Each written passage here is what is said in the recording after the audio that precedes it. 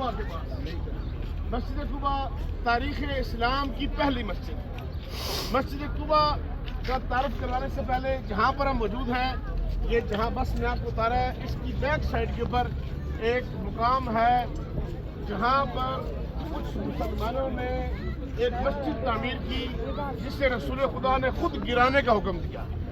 سامنے آ جاؤ۔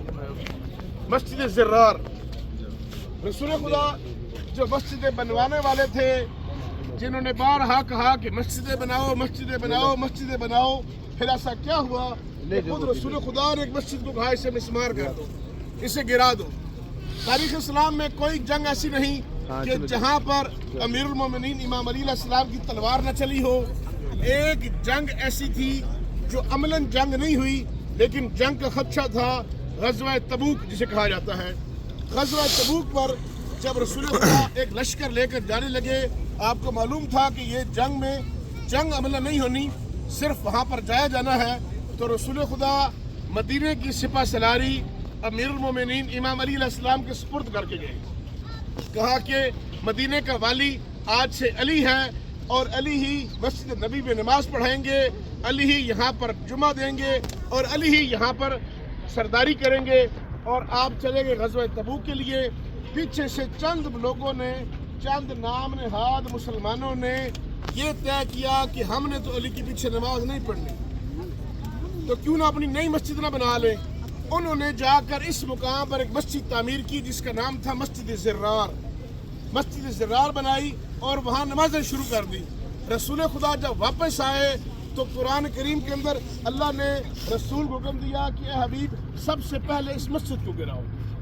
وہ نبی جو مسجدیں تعمیر کرنے والے تھے، جنہوں نے صرف بتوں کو ہی گرایا تھا، اسی رسول خدا نے آ کر مسجد زرار کو شہید بلکہ مسمار کیا اور کہا کہ یہاں نماز پڑھنا حرام ہے۔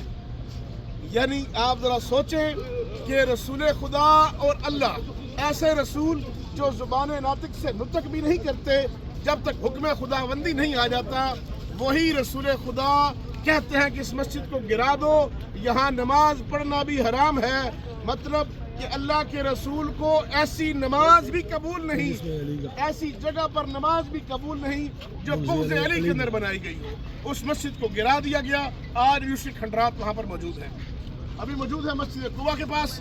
مسجد قباء وہ جہاں پر رسول خدا صلی اللہ علیہ وآلہ وسلم اپنے خانوادے کے ساتھ آپ یہاں پر تشریف لائے، اہل مدینہ نے آپ کا استقبال کیا، طلع البدر علینا کی صدائیں بلند ہوئی، لوگوں نے آپ کو خوش آمدید کہا، ویلکم کیا، اور یہاں پر رسول خدا آئے۔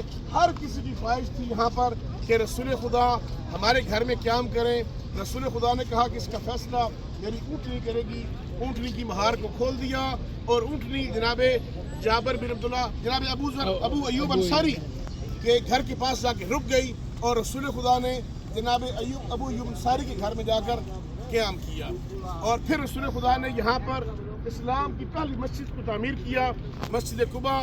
مسجد قباء کی تعمیر کے اندر خود رسول خدا نے بھی شرکت کی۔ جب مسجد تعمیر کر رہے تھے تو کچھ لوگوں نے کہا کہ یا رسول اللہ، ہم تو ہجرت کر کے مکہ سے یہاں آ گئے ہیں، مکہ میں تو خانہ کعبہ ہے، مکہ میں صفا مروہ ہے، مکہ میں تو جب چاہیں گے مکہ والے عمرہ کریں گے، وہاں سے ثواب حاصل کریں گے۔ تو رسول خدا نے کہا کہ اہل مدینہ، تمہارے لیے بھی تحفہ ہے کہ جو شخص یہاں مسجد قباء میں آ کر 2 رکعت نماز ادا کر دے گا، اسے مقبول عمرے کا ثواب ملے گا۔ مقبول عمرے کا ثواب یعنی کہ اس کا عمرہ قبول ہے، اس کے سارے اعمال درست ہے۔ جو یہاں پر آ کر معرفت کے ساتھ 2 رکعت نماز پڑھے گا، انشاءاللہ اسے عمرے کا ثواب ملے گا۔ ابھی ہم جائیں گے اور جا کر 2 رکعت نماز تحیۃ المسجد کے عنوان سے یہاں پر پڑھیں گے اور عمرے کا ثواب حاصل کریں گے۔ ایک نشست میں ایک خدا آپ کو دوبارہ لائے، پھر پڑھیں اور پھر ایک عمرہ حاصل کریں۔ یہ خدا کی رحمت بے کرام ہے۔